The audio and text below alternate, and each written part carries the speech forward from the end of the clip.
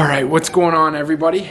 Today we got some snow and we are gonna run some errands super quick, but I figured while we're doing this, one of the things that I did not find a ton of info on, how does a Jeep Gladiator do that's a daily driver in just generic snow? You get good videos on the off-road stuff, but I'm just talking about general highways, road conditions that are normal, but with snow. How does it do? And so today we're gonna give you my honest opinion on how it's going.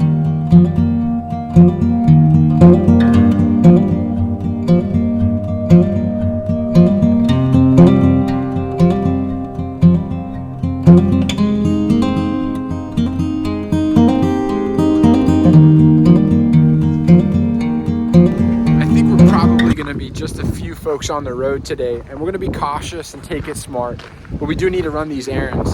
And so as you can see from around me, we didn't get tons of snow, but we did get about 2 to 3 inches basically. And I think more than anything, we're just going to be catching snow drifts if it's deep anywhere on the roads. But I think it should be a pretty good drive. We've done a drive like this before in the Jeep and we had no problems. And of course, if you saw my chasing the snowstorm video, we did climb some terrain and it wasn't too bad. So I don't think we're gonna have too many issues if we just take it slow today. So stay tuned, we'll see how it goes.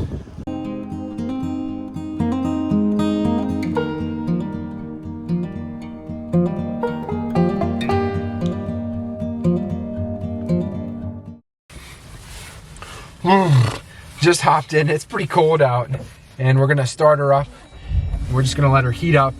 I've got to install the car seat in for the little one, but then we're gonna go ahead and get started on these errands and I'll let you know how it's going.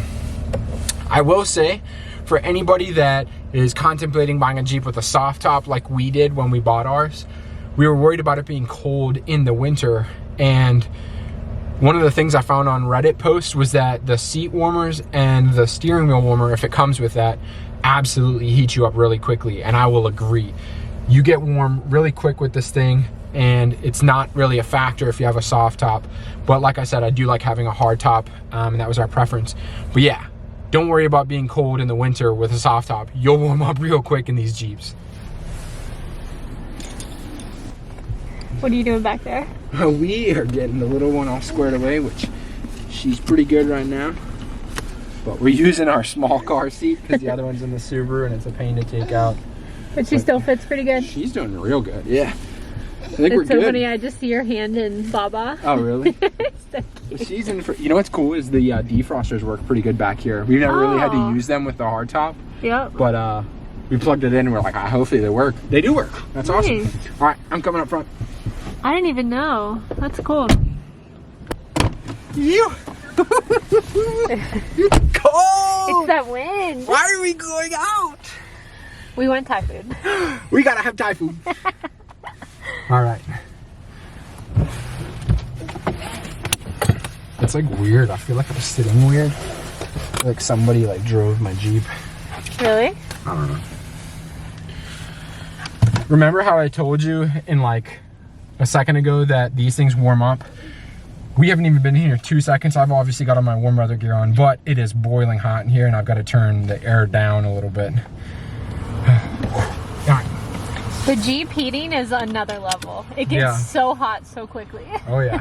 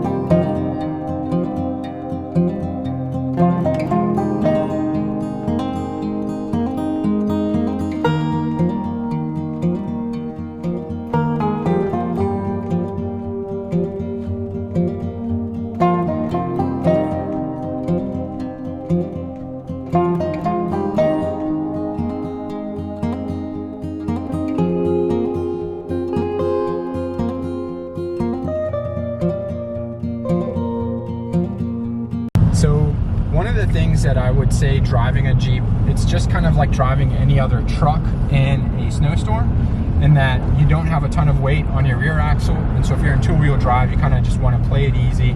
You don't want to do anything too wild.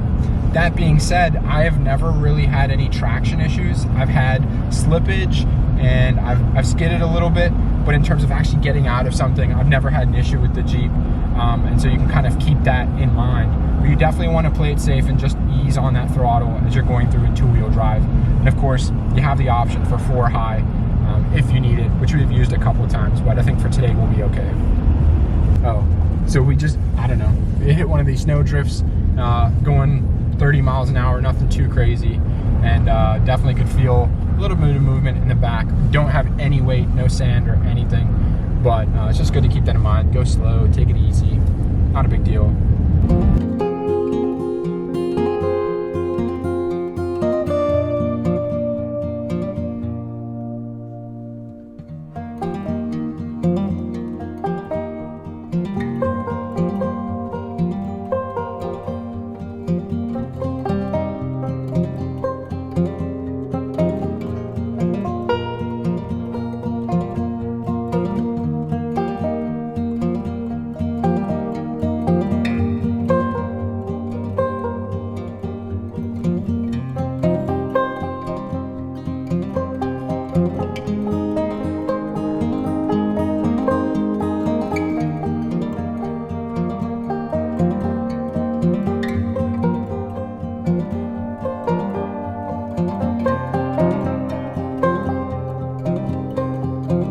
While this isn't really Jeep specific, one thing you don't really want to do in the snow, I've noticed, is hit the brakes hard, because then you do slide quite a bit.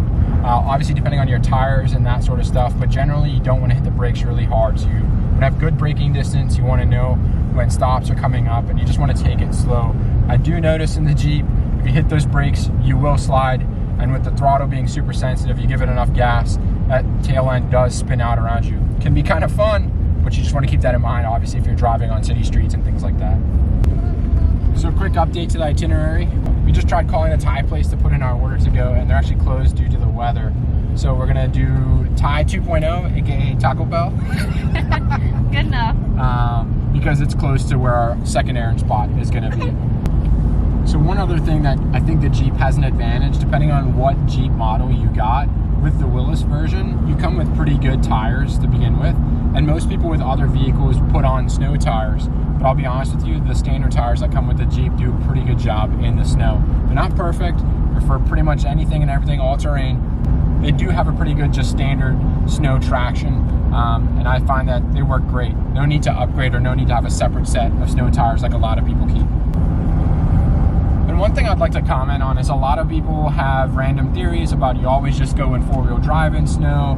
It's really up to you and your driving skill, but also what type of snow you've got and how much snow. Right now we've just been in two-wheel drive the entire time. We know that we have 4 high if we need it, but for this drive we're not even in 4 high. We've just been in two-wheel drive the entire time, and if we need it, you can definitely use 4 high. I always just recommend you look at the owner's manual from the Jeep factory. It tells you what your maximum speed range is, because you don't want to go too fast and then blow out your gearbox. And then of course, if you need 4 low, you're in deep snow, you need to get like out of it. That's what 4 low is good for. So again, just knowing what you need, not just going by a standard of like 4-wheel drive anytime it's snowy, is just good to know. But obviously the biggest thing is knowing how good you are driving in snow and how comfortable you are driving in snow.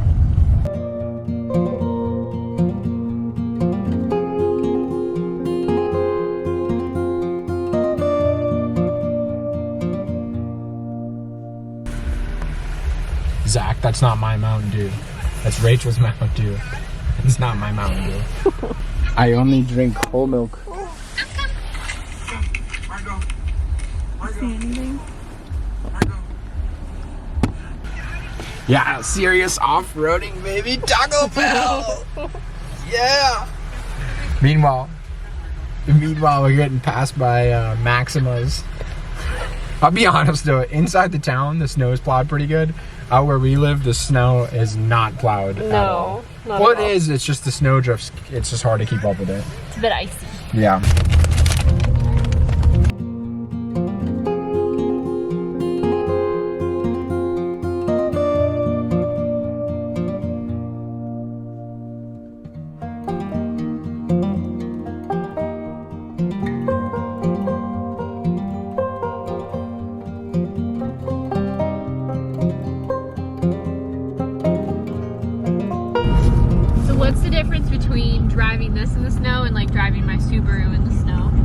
Honestly, the Subarus are tanks, so the Subaru's got good traction, and obviously the tires might be a little bit different.